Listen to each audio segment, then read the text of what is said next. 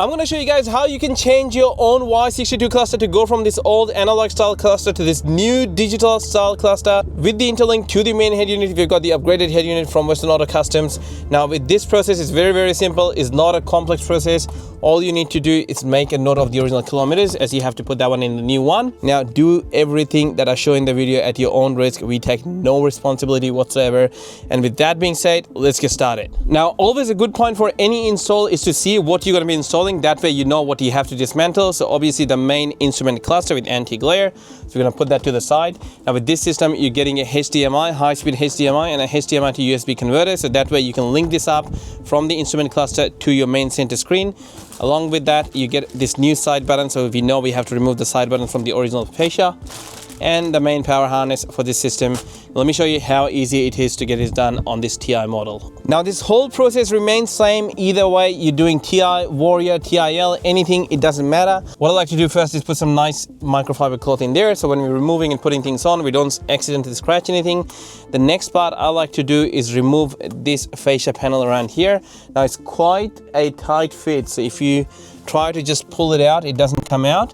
There are a couple of breaking points in here that you can use. What I like to use is a slim pry tool. Go in from here and you can just pop this open on this end, and you can go from top and this whole thing will slide out. So let me quickly do that. As you can see, the fascia panel is out. Now what I like to do is there's two press clips here that will pop this button panel out. So I like to do that first.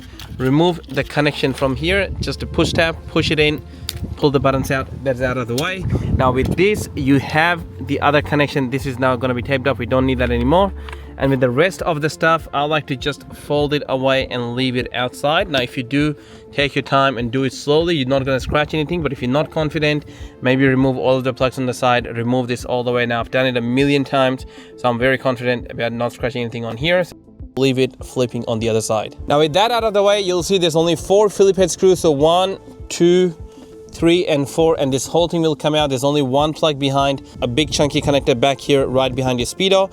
Just take that out. This whole thing, there's enough space for here to slide it out of the way, and then I'll show you how to mount the new one with the HDMI, USB adapter and everything. Now as you can see, there was only this one big chunky connector here. Just press it on from top and this will pop out, and then you can pull the cluster out of the place. Now take your time and slowly do it so you don't scratch anything.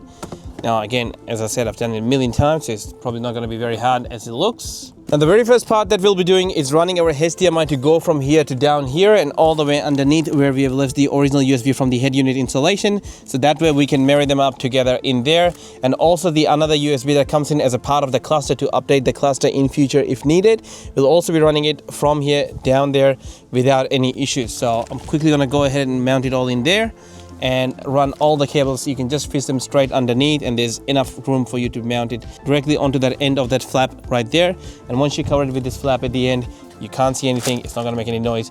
And with that, I'll show you all the wiring once I've run everything through. All right, so once you've run your wiring up here in the part, now you'll see there's one wire coming in with this nice 5-pin connector. Now this is going to go into our new controller for your new cluster.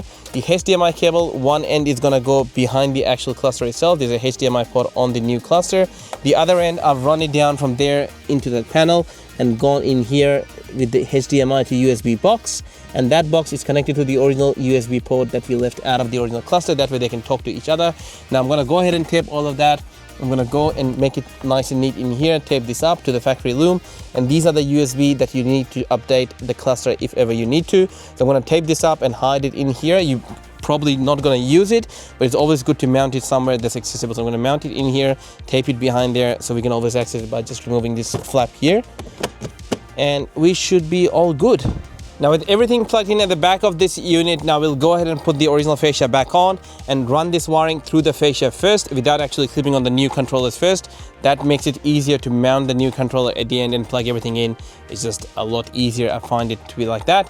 You can do it either way. Anyways, just go ahead and put this fascia back on, run this wire and mount in the new controller. It will pop back into place exactly how the old one came out. So just plug here and click into place, and I'll show you how to set the new cluster up. All right, so now we are into this new cluster. Just booted up the car. Now there are a few things you have to set up, which is your fuel tank, your driving position, tire pressure units.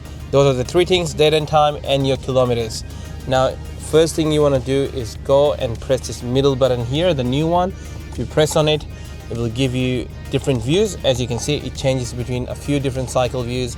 Now this car showing in there is a white car. This is actually a black car, so I'll show you how to change that as well. So firstly, let's get started with setting up the cluster. Now what you want to do is go into any of the views where the information in the center is changing. Now using your top or the bottom key, you can go ahead and cycle through until you find this one, the page that says settings. Hold down B to lock and set. B is your center one, so go ahead and press and hold on to it. Now once you're in there, now you can toggle up and down using the top or the bottom panel. So we'll go down, down, down, get to the fuel tank. Now press and hold the bottom one, it will let you get into a menu. Tap the bottom one again, it will switch over to 140 liter tank, which is this Y62. Then press and hold bottom again, and that's your selection selected.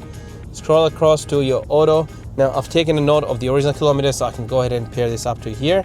That way it's got exactly the same kilometers as the original one. Now it's illegal to tamper with the kilometers, so I'll just warn you, do anything you want to do at your own risk. We are not liable for anything you do with your kilometers. Now to set the kilometers, press and hold the bottom one, it will let you get into the selection. Now by pressing the middle one, this car had 25,556 kilometers. 5, 6, and then you go on to let's go back here to 6 and go on to reset and press the bottom one again, and then you will see your auto now has been set to the original car's kilometers. Now you can press and hold the bottom one again, and it will let you get out of the auto. Now you go into number 9, which is the model selection. Now go here and toggle through Patrol white. Now we want Patrol black.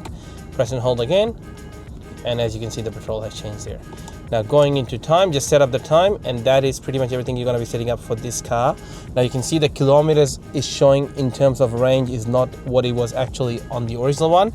That is because the new cluster doesn't have any information from your driving data, how much fuel you're using. Once you start driving, it will adapt to your driving style and show you the exact range that's on there. Now once you're done setting up, press and hold the middle one again, and it will take you back into this original menu. Now you can see you can use the top one to toggle between different information that you can see on the car. Your tire pressure will start coming up once you start driving a little bit. Now you can go ahead and toggle. Now you can see it's showing a weird angle, although this car is on an angle. So what you need to do, go onto a flat ground and then press and hold this top one here to reset your pitch and roll sensor. So you'll see even in the other one, it's showing a very, very weird pitch. It's not on a 75-degree angle. So if you press and hold onto whatever surface, it will calibrate that surface as a 0.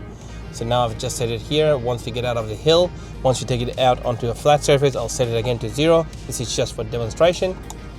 Now by pressing the middle one, you can go up and down in between different menus, and then by pressing the top or the bottom one.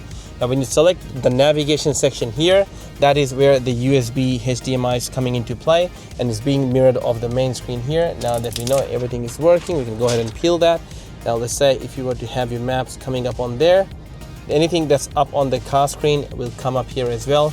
So it is really, really useful when you have it linked like that. And with that, the cluster installation has come to an end. If you guys got any question, leave it in the comments below, or reach out to us on info@westernautocustoms.com.au, or simply contact us on the contact details below in the description. And for fastest response on any information or query you have regarding this system, if you're doing a DIY, if you want us to install it for you anywhere in Australia, we can organize an installation for you guys. Just reach out to us on our contact details, on our number, email, or on through the website. Peace!